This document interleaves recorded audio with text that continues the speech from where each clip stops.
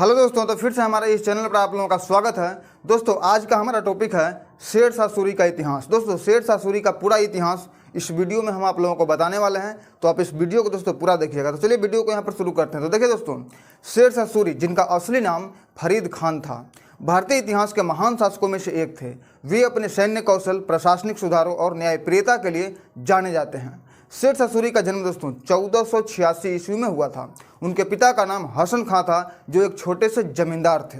दोस्तों किसी किसी किताबों में शेर शाह सूरी का जन्म 1472 ईस्वी में बताया गया है, लेकिन दोस्तों इससे आपको घबराना नहीं है, क्योंकि अलग अलग विद्वानों का अपना अलग मत था। किसी विद्वानों का यह मत था कि शेर शाह सूरी का जन्म 1486 ईस्वी में हुआ है, और किसी विद्वानों का यह मत था कि शेर शाह सूरी का जन्म 1472 ईस्वी में हुआ है। लेकिन दोस्तों अगर कंपटीशन एग्जामों में अगर क्वेश्चन पूछा जाएगा कि शेर शाह सूरी का जन्म कब हुआ है, तो ऑप्शन में दोस्तों दोनों नहीं हो सकता है, दोनों में से कोई एक ही होगा। या तो होगा 1486 ईस्वी या तो होगा 1472 ईस्वी।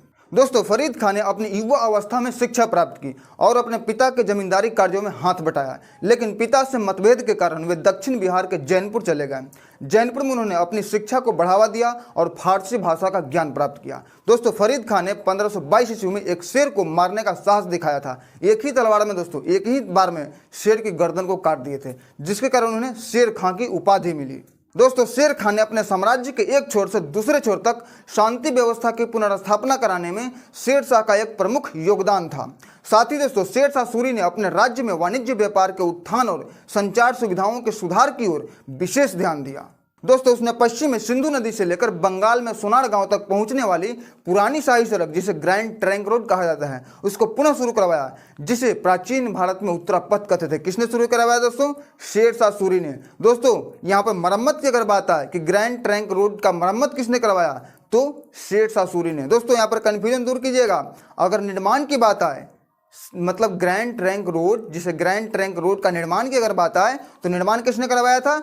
चंद्रगुप्त मौर्य ने। दोस्तों वही चंद्रगुप्त मौर्य जो चाणक्य के चेला थे। यहाँ पर दोस्तों कंफ्यूजन में नहीं रहिएगा, कंफ्यूजन को यहाँ पर दूर करना है, क्योंकि दोस्तों अगर कंपटीशन एग्जामों में अगर सवाल पूछा जाए कि ग्रैंड ट्रंक रोड का निर्माण किसने करवाया था, तो चंद्रगुप्त मौर्य ने करवाया था। दोस्तों अगर मरम्मत की बात आए, तो शेर शाह सूरी ने करवाया था। लॉर्ड डलहौजी ने दोस्तों इसका नाम बदलकर जीटी रोड रखा था। वर्तमान में यह NH1 और NH2 के नाम से जाना जाता है। दोस्तों शेर शाह सूरी ने आगरा से जोधपुर और चित्तौड़ तक सड़क बनवाई। एक अन्य सड़क उसने लाहौर से मुल्तान तक बनवाई थी। यात्रियों की सुविधा के लिए दोस्तों उसने इन सड़कों पर 8 किलोमीटर की दूरी पर सराएं बनवाई थी। दोस्तों सराय का मतलब होता है यात्रियों के ठहरने का स्थान, यानी कि दोस्तों उसको धर्मशाला भी कहते हैं। तो शेर शाह सूरी ने कुल 1700 सराय बनवाई थी। दोस्तों कोई जर्जर बूढ़ी औरत भी अपने सिर पर सोने के गहनों से भरी टोकरी रखकर यात्रा पर निकल जाती थी, तो शेर शाह सूरी द्वारा दी जाने वाली सजा के भय से कोई भी चोर या डाकू उसके पास आने की हिम्मत नहीं कर सकता था। दोस्तों शेर शाह सूरी द्वारा ये दंड का एक प्रभाव था, उसके दंड का में इतना डर था कि लोग वहाँ पर उनके पास जाते नहीं थे। दोस्तों आजकल तो हमारे भारत देश में तो आप लोग जान ही रहे हैं, देख ही रहे हैं कि हमारे मतलब कि बहन बेटियों के साथ रेप हो जा रहे हैं, बलात्कार हो रहे हैं, इतना हो रहे हैं कि रुक नहीं रहा है। तो सरकार से हमारा ये मांग है, ये निवेदन है कि जिस प्रकार शेर शाह सूरी अपने समय में ऐसा दंड का प्रावधान निकाले थे कि लोग डरते थे, तो सरकार भी ऐसा दंड का कोई प्रावधान निकाले जिससे कि हमारे बहन बेटियों की रक्षा हो सके। तो दोस्तों आप लोगों की क्या राय है, कमेंट करके जरूर बताइएगा। दोस्तों शेर शाह सूरी ने मिश्र धातु के निम्न कोटि के सिक्के के स्थान पर सोने, चांदी और तांबे के मानक सिक्के ढलवाए। दोस्तों शेर शाह सूरी ने 3 प्रकार की मुद्राएं जारी की थी: चांदी के सिक्के, सोने के सिक्के और तांबे के सिक्के। दोस्तों सोने के सिक्के को अशरफ कहा जाता था, और तांबे के सिक्के को दाम कहा जाता था, और चांदी के सिक्के को रुपया कहा जाता था। यही रुपया दोस्तों जो कि आज चल रहा है।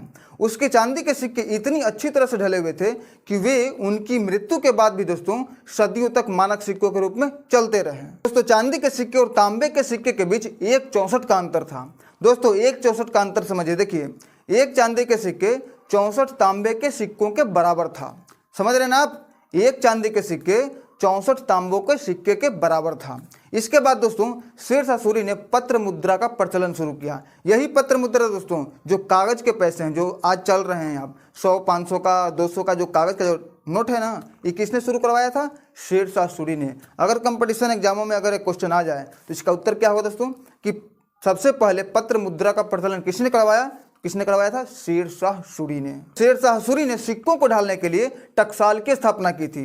ये भी दोस्तों आप नोट कर लीजिए, अगर कंपटीशन एग्जाम में अगर पूछा जाए कि कौन सा ऐसा शासक था जो सिक्के ढालने के लिए टकसाल का निर्माण करवाया था, तो वो था दोस्तों शेरशाह सूरी। इसके बाद दोस्तों पाटलिपुत्र शहर को पटना के नाम पर पुनर्स्थापना किसने किया था? शेरशाह सूरी ने। दोस्तों अगर कंपटीशन एग्जामों में अगर एक क्वेश्चन आ जाए कि पाटलिपुत्र शहर को पटना के नाम पर पुनर्स्थापना किसने किया था, तो वो था दोस्तों शेरशाह सूरी। दोस्तों डाकघर की सुविधा भी शेरशाह सूरी ने ही करवाया था। दोस्तों आज है कि डाकघर की उतना प्रचलन नहीं है, डाकघर का आज उतना प्रचलन नहीं है आज के समय में, लेकिन दोस्तों अगर यही आप चले जाइए 15 साल या 20 साल पीछे पहले या 30 साल पीछे, तो उस समय क्या था दोस्तों, समाचार यहाँ से वहाँ ले जाने का बस यही एक साधन था, डाकघर। और दोस्तों इस डाकघर की शुरुआत शेरशाह सूरी ने ही करवाया था। तो दोस्तों ये जानकारी आप लोगों को कैसी लगी कमेंट करके जरूर बताइएगा दोस्तों। तो फिर मिलते हैं एक नए वीडियो में, तब तक के लिए दोस्तों जय हिंद जय भारत।